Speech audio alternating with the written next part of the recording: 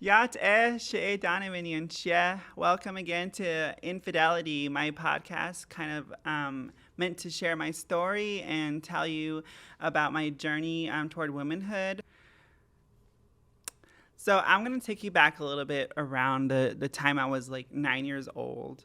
And I was observing a lot of things in my life at this time. My mom had just gotten married.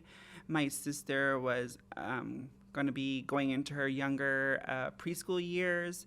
And then we were living in White Cone Housing, which is sort of a little like housing project for Navajo people that don't want to live more in the rural area. Because on the Navajo Indian Reservation, the rural areas can separate communities by like almost 10 to 20 miles apart. And that's only one homestead, meaning like one house, one family. And sometimes those homesteads have intergenerations of family members living there. And so the housing sort of created an access to have single families or families have more proximity to major highways that aren't, dirt roads and things like that. So around 9 years old, my mom was going through a lot of different things with her relationship and her health status. And I think at this time too, because of my inner turmoil, I was really considering, the ideations of self-harm, the ideations of running away, and then also I just felt like no one loved me or cared for me. And that's a lot to process when you're 9 years old. And so some things I learned about that time was like when I was observing all of this happening, I was also internalizing that, making it feel like it was my fault that these things were happening. And then also that not feeling normal was also adding to this too. And I remember my mom always being like, because I am the firstborn, she was a little bit more heavy with the discipline with me. And so I had to do a lot of the house chores, do cooking. I also needed to fulfill a lot of the duties around the house that were really that pertained to sort of being the only one home half the time because she was constantly working. And I would come home in the evenings and clean and do all the chores and then eventually go to my homework. And so when I was 9 years old and I was observing all of this, my mom was also, I believe, in a place where she really needed a foundation or something to lean into. And it was a really strange, opportune time for religion to enter our livelihood. One, because when I was younger, I was taken through, it's called Native American Church. So Navajos, a part of traditional upbringing, they also incorporate the Native American church. And what this is it's kind of like taking parts of other cultures, specifically Lakota culture, where they bring the ceremonial teepee in and they have like a moon altar and they create a space that is where you're supposed to stay up all night and you're supposed to blow tobacco so that way you can use the smoke as a symbol of your prayers to go up to the holy ones or our deities, the ones that overwatch our people and our lands. And so that's kind of how I was raised to understand that holy place. And a lot of my I would say as early as 3 to 9ish, I was remembering going in and out of those spaces. And the thing about it is that for being Navajo, I didn't know too much about the gods or like the animism and the relationship we have with the environment. I was definitely taught that kind of through the language and kind of the way my grandmother related to her animals, to the homestead, to her people, her kinships. So it was really interesting to kind of look at religion sort of outside and observing it. So when I was a part of it, basically when you're a kid, this is where the discipline really starts because you have to stay up all night long. You have to listen to the songs. They go round and round and round with songs, healing songs, prayers. So in addition to that, then you're participating in creating smoke through the tobacco to sort of represent your prayers and your meditation. And I remember like around midnight, I would always fall asleep. And one of my aunties, her name is Bernie, would always like tap me and be like, get up, like, don't do that. Like, you need to, be respectful and things like that too. And I know my great grandmother used to always like rub my leg, like, Donovan's okay. It's okay for them to sleep. So I remember that type of thing in the Native American church. And my mom was definitely pretty heavy in that too. And I saw a lot of different roles in this space. One, like the water barrier, the prayer. They pass around this water drum all through the night, and they also, each and every single person, whether it was a man or a woman, also had their own sort of instruments. And these could be like fans, these beautiful, intricately designed fans from wonderful colors to like just intricate beading and leather work and these fringes. I still remember a lot of that. And so that's what they would use throughout the night, not only to fan themselves, but like with the rhythm of the music, it was just this constant beating all night long, probably like around 8:30, 9 o'clock, all the way until like 7 o'clock in the morning.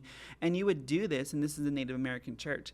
And then early in the morning, well, there's two breaks, one at midnight and then one early in the morning as the sun's coming up, and before they do the water prayer and they bring their breakfast in. But you're asked to go outside to stretch or do whatever you want, but also take time to pray for the temple or the teepee, the sacred dwelling that we're in. So it was really interesting to kind of observe that when you're a child. And a lot of it, like I would say, like midnight to 3 o'clock in the morning, I mostly slept through, and I was very grateful to do that, because for a child to stay up all night long, it can be really create a lot of irritability. It can create anxiety and also stress on the body, and then also because you're just exhausted and you're just a little kid, and you also have to have time to kind of reflect on that, like why are my parents, my grandparents, having to sit so still here? Why is this important for me to be in these spaces? And so I remember thinking like that around those younger ages. But when I was 9, my mom was definitely seeking more help, I think, beyond the Native American church. And so I don't remember a lot of stories about us growing up strictly as Catholic, Mormon, or any sort of evangelical or like United Methodist or any sort of other denomination of churches. But I know there was a strong influence of like Baptist churches and also more of the evangelical denomination type of churches. And I remember my mom started to talk with a relative of ours. I never knew this side of our family until my mom started talking to her more often. And my Aunt Brenda, I guess, and her family comes into the picture along this storyline. And so I guess my Aunt Brenda was talking a lot about how this person, Jesus Christ, was so important to her and her family now, and that it created a space for healing and a place for community, and that it might be something that my mom is seeking. And so I remember around Christmas, we were invited to go to this congregation and this church to enjoy, I guess, whatever they do that time. And I remember being young and going with my mom, because my mom had told me, let's go. So we went. And, one of the first observations about this little church is like, it's like about 3 miles off the main highway. And it was this tiny little building. I would probably say like a 20-foot by 30-foot building, not even that tall, probably like 5 to 6 feet tall. I mean, there were some tall men in there, and they were basically hitting the wall, the ceilings. And what I observed was like this really interesting congregation. And the reason why I say this is because I've never seen anything like this. It was very new to me. People were crying and dancing and shaking and chanting in all these really strange ways. And I think I remember thinking to my mom, like, why did we come here? This is kind of scary, like I'm not familiar with this stuff. But at the same time, because of the way my mom raised me, being a little bit more tough on me, I was not about to leave her side. My mom always laid out rules, like, you do not go into people's homes without permission. You do not take off anywhere. You always stay by my side. And and even like things like, I don't want to hear people saying like you're getting yourself into trouble, you're getting your hands into things that you're not supposed to. And so I always remember my mom talking a lot about those type of like rules for me. And so I was pretty much instilled by 9, like I need to stay by my mom, I can't get in trouble. But lo and behold, like my little sister, like all these rules passed her by as being the second child, and she didn't get any of these talking to or anything like that. And I think that's why I got really jealous of my little sister, because she didn't have to go through that level of discipline that I did. And that discipline sort of translated to me as being like, why are they being mean to me? Why are they treating me like this? Do they not love me? Do they not care for me? So I remember really thinking about a lot of my emotions that way around that age. So there was a point in the service where they were talking about Jesus being born on Christmas, and that that was a special time to celebrate this person. And then they had time to like break off for adult teaching and the youth. And so like my mom's like, go ahead and go. And so I got that permission. Yay.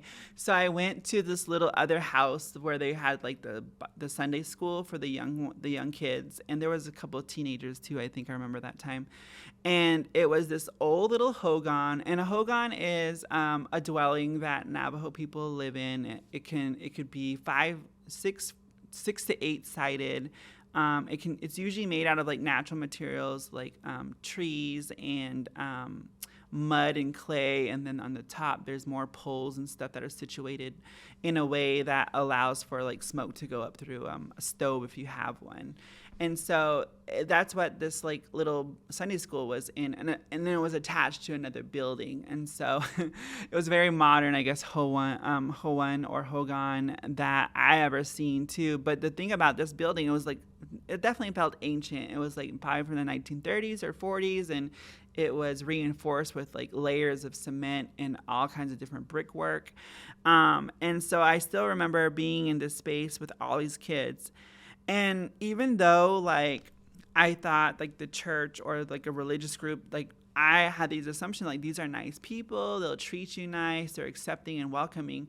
But just like, just like the K-12 system, just like elementary school, I was already being asked like, are you gay? Are you a girl? Why are you acting like a girl? And all these things. And this is just like the first impression of like being at church. And I just remember thinking to myself like, again, like, why am I different? Why do I look different? Why do I seem different? Are my mannerisms just so outlandish that people are calling me out on it? And this is in church. And so not only dealing with like the fact that I already constantly go through this every day at school, I just thought like, oh my God, this is another place that's going to happen to me, is at church and organized religion. Although I didn't know what organized religion was at that age, but I just thought in church, like kids are the exact same way here too. And so I remember just like internalizing all that and just shutting down. And I could see my little sister running around with all these other kids and just having a blast. And I just thought to myself, like, if only I could be so confident and awesome and accepted just like her, it would be so amazing. But that wasn't the situation for me. So I turned into that academic mode. I turned my academic mode on. I was like, what do I know about this Jesus Christ person? And I remember thinking, okay, how do I impress the teacher? Because she had us like draw things that were related to the nativity scene. And so I had drawn this like hillside with like a manger and like this blue sky, like it was like nighttime and stars and like this little figurines of the nativity scene. And I got like high praise from the teacher about that, like just the articulation and just the detail in that. And I felt really good about that. And that's how I knew then I could probably survive the Sunday school stuff, is like just being very much approaching it like school. So that kind of happened for a while. My mom definitely drank the juice, the Jesus juice. She got saved immediately, and she wanted all the healing that came along with following this Jesus Christ person. And I remember thinking like, okay, well, this is working for her. Maybe this will happen for me too. But I was a little skeptical, and I was like, all right, well, I won't drink the juice just yet. So my mom went to church with me probably like for a good 5 to 6 months before I started to really sort of believe the messages that were coming through about Jesus Christ and the church, and kind of like saving my soul from hell and things like that. And so I remember thinking about, all the different congregations that we went through, all the different, I guess, brothers and sisters in Christ that we got to know. But it was really interesting because there was so much more rules being put on us. And I remember thinking, like, why do we have to be at church every Sunday? Why do we have to volunteer every Sunday? Why do we have to donate a meal every Sunday? Like, everything revolved around Sunday and Jesus Christ and stuff like this. And I remember thinking to myself, like, oh my goodness, like, why are we changing our lives so much for this? And then around around that time, I think it was like around, I would say, heading into like a summer month, we went to this like revival over in Hallelujah Canyon. And they gave an opportunity for people that wanted to get saved to go up to the altar. And so I remember going up to the altar thinking to myself, like, okay, by the grace of God, and I know, like, he died for my sins, and I repented of my sins, and I'm going to be good to go. I'm not going to go to hell. I'm a brand new person again, like, not have to worry about this. And this is, like, 9 going on 10. And, like, at this age, you're so impressionable. You have such a raw view of the world that these things start to just sort of fall into place. And I realized, like, that's what happened to me. Like, this religion became such a significance in my life. It became a foundation in my life. And it was really interesting it is interesting now to even reflect on, like, how much I needed the church to solve my problems, how much I needed the church to accept me, to make me feel welcomed, to no longer call me names, to no longer make me feel like, an outsider somewhere. I'm finally a part of a family, a community, but all of it revolved around praising this Jesus and, kneeling down and giving up your all to this, invisible God in disguise and all these different things. And that was what I was going through as far as organized religion. And then that's when it started to translate over into school, is like I was starting to feel like I wanted to share, the story of Jesus to anyone I wanted to. Any opportunity that allowed me to share the story of Jesus and how he saves you, I was willing to do that. Like, they made me a fisher of men is what they call it. And I remember, like, constantly sharing, like, the good gospel, the good news. And I remember one day at lunch, there's these 2 twins that I grew up with. And I remember Lorraine, one of them, she just laughed at me. And she's like, don't you dare, like, don't share that stupid stuff with me, is what she said to me. And I just thought, and it kind of got off guard. Like, I thought everyone wanted to know about, like, the good news about Jesus and stuff, but she, like, immediately shut me down. And I was, like, only 9-10 years old. And that's when I kind of realized, like, some people won't accept this, like, truth or whatever. And I remember thinking to myself, like, okay, this is interesting, this is new to me. Like, I've never had anyone, like, deny me of, like, sharing the good gospel and whatnot. And so that's kind of what happened. And I can still remember her face. Like, she just had this, like, look in her face, like, how dare you try to, like, convert me or something. Like, that's like a cult type of look. And when I look back at it now, I kind of think it is. And in the way, like, I was recruited and the way I was sort of pushed to sort of, like, want to save people in a way, it was really profound for me because, like, I felt like I was a part of something. And but it wasn't going to be too long before, like, the effects of the juice wore off, because around the time my great grandmother passed away, I had shared in an early episode around 2012, I believe, 2013. I was also struggling too with religion, and I think I was trying to figure out, like, why would God do all these things to me? Why would God, like, get my grandma sick and take her away from me? And then why would God, like, allow my mom's marriage to fall apart, all these different things that were going along in my life. And I think that's when I realized like this organized religion, it wasn't for me anymore. Because not only that, but I was also starting to have these new feelings emerge from myself and a lot of these outlooks of the world that I necessarily wasn't going to probably fit well in the church place. And so I remember,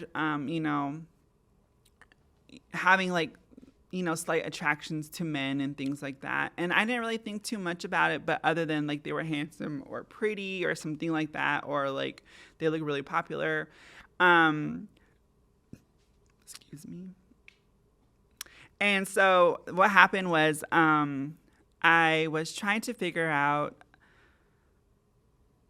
what these kind of feelings meant. And so I started to think a lot about that. And I think it started to just sort of kind of be like something that just sort of took over too. And being on the res and being in a border town school, we don't have access to like LGBTQ resources or anything like that. And I think it's not even allowed out there. Because I go out there and I never see it, but that's kind of how it is. And so I remember thinking like, I don't know what gay looks like. I don't know what LGBT is, things like that. And for me, it was very foreign. I didn't even want anything to do with it. It was, if anything, it scared me. It felt like I was going to go to hell, stuff like that too. But then like around 12 and 13 and heading into 14, I started to really think about like, why do I have to follow these rules? Like, this God is like allowing my mom's marriage to fall apart. And they took my grandma away. And I'm still being treated like shit at school, and I'm still being called a girl left and right, and I don't understand that. But I've also realized I have attraction to boys or men, things like that. And for me, it did scare me at the beginning with these feelings because, like, I no longer was seeing girls as, that that journey toward like getting married. Like, you like a girl, you pick on them because you like them, things like that, or like becoming like high school sweetheart, stuff like that, or envisioning yourself growing up and getting married and having children. Like, all that started to like come across my mind like around 12, 13. And I don't think I really wanted any of that. None of that was important to me either. And I think a lot of it came from the fact that like I came from a solo parent home after like the divorce. I also was dealing with a lot of internal turmoil from all the different like harassment and torture of all the boys when I was growing up. And I knew then, I think, that I didn't want any part of that, like family life, things like that. And it wasn't going to be a part of my future. I think I had already sort of thought about it that way. But I also thought about like, well, I think this journey with being gay is going to be a long and dangerous one, and it's probably going to be really lonely, and probably feel dangerous too, because like in my area, I know gay men are usually laughed about, picked on, and or even beaten up. And in the case of my own family, one of my relatives was beaten up right in front of me. And I always remember like, okay, I don't want to stand out that much because I could be like my uncle being beat up by my own relatives, or even pushed to almost getting killed by a relative. So I remember a lot of like silencing that urge to express myself, silencing that urge to even share like my possible interest or attraction to boys and or men. And the thing about it was like I didn't have an out for that, and I didn't have anyone really to share that with. And I think that's also what led to like predators sort of sniffing that out, the blood in the water. And I'll probably talk about that a little bit later, but about what I mean there. And so when I was dealing with this understanding of my identity when it comes to attraction and maybe even the awakening of sexuality in me, a lot of that was really kind of stifled or kind of minimized because like I grew up kind of in the church between 9 and 13. And what happened during those years is I had to really push down these emotions and these the ways I wanted to express myself. I had to really push them down and put them in the back of my head, like, don't let them come in, don't, like, pray the gay away or something like that. And I just remember thinking, like, it's exhausting doing that. It's exhausting living like that. And then the fact that you're by yourself was so hard. And then when you're, like, trying to identify with others and you do maybe possibly identify with them, it's very scary to trust and want to reach out to them and talk about those things. And that's what I did. I didn't do that. And so out of the blue around 13, I told my mom that I would not go to church no more. And she was really upset with me. And I was like, I don't feel like it's for me anymore. And I didn't say, like, I'm gay or anything like that. I just told her it wasn't for me no more. It doesn't serve a purpose for me no more.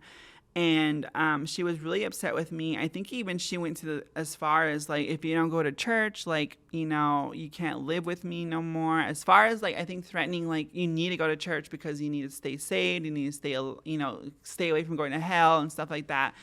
And I think, that organized religion really impacted the way my mom wanted to be a parent too, because, like, all of a sudden she just became more strong-willed and, like, really laying down, like, the law in the home. Like, we all, our household prays to this God, our household worships together, things like that. And I just remember thinking, like, this is so toxic and, for me, disgusting. And I kept thinking, like, I was taken away from the Native American church too soon, to really understand how that was supposed to maybe even play out in my life. So by the time I was 12 or 13, I already had, like, a good understanding of how the Native American church looked and also how the Christian church looked, and that there was often never any opportunity for things to cross over. There was never opportunities to hold space, to talk about each type of religion.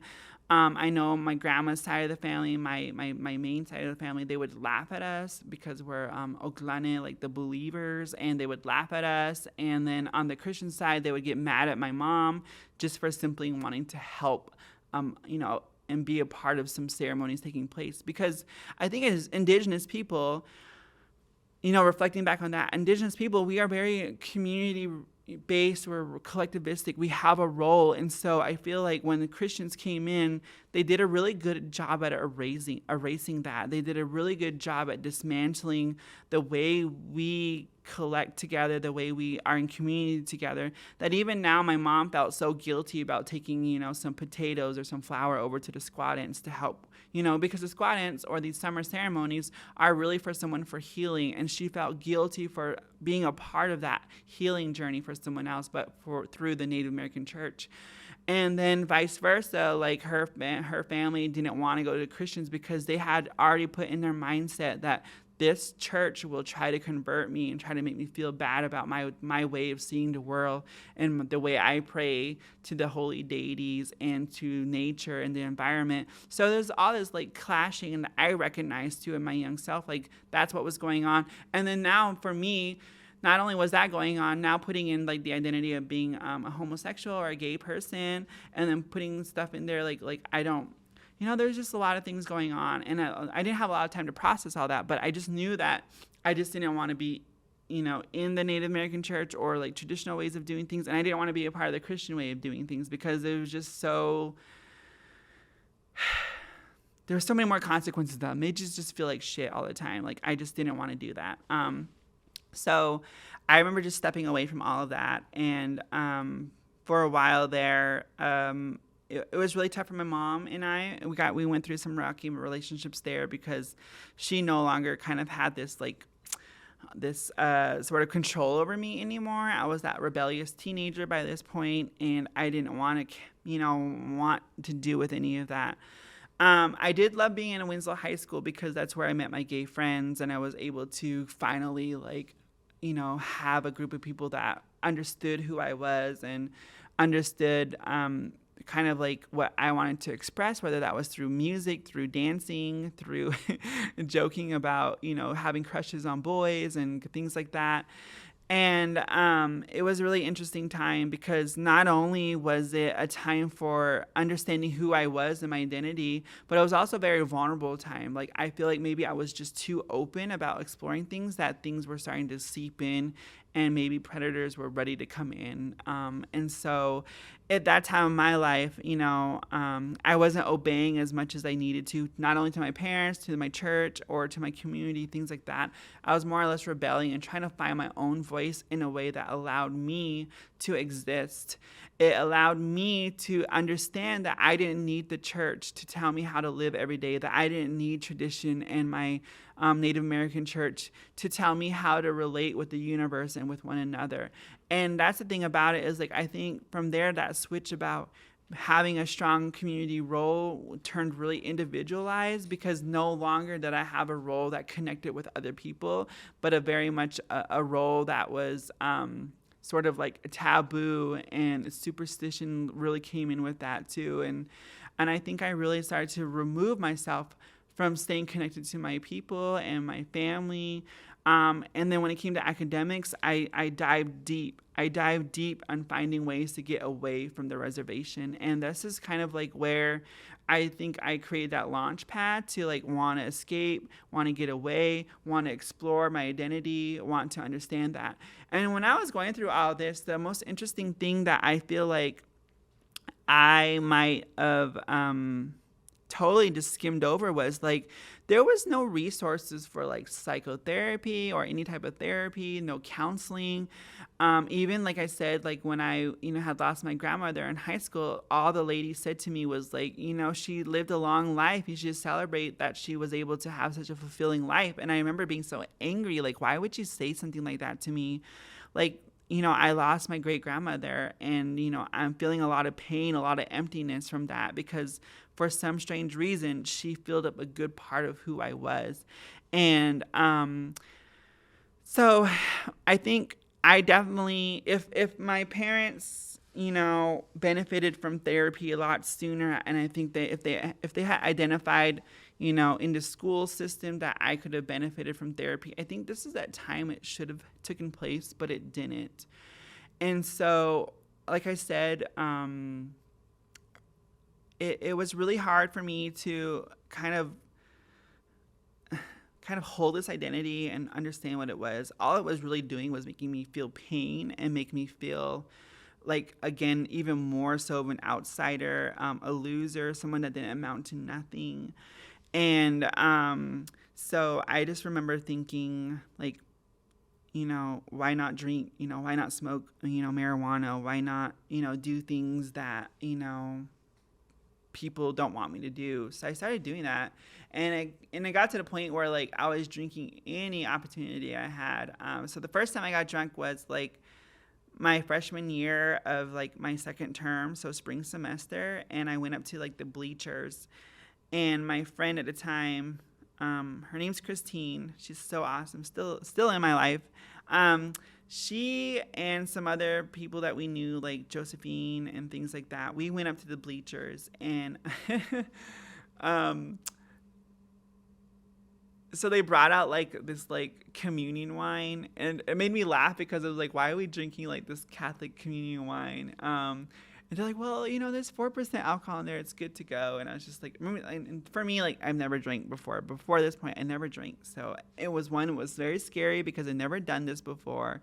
And the only understanding that I had about drinking was like, my uncles and my aunts and stuff like that who were heavy drinkers. And that's what I always thought, like, I don't want to be like that. But I also didn't know what this substance could do. So I remember drinking the wine and remember immediately like feeling really warm. And we started giggling, and Christine kept saying to me, like, oh my God, Donavan, I never thought you would do something like this. You're such a goody two-shoe. You're always like on top of your studies. And she's like, I never thought you would drink with us. And I was like, okay. And then like the next couple of weeks, in gym, we would go high up in the bleachers. And then this time, like, I smoked marijuana with them, and then I drank some puckers with them. And so that was very much like the beginning of my introduction to alcohol specifically. And then when I was in Winslow, some of the older like juniors and seniors would sneak in like peppermint schnapps and things like that, and like we would be sipping on it all the time too. And then I remember there was one weekend where I was invited to go to like a party in the boonies.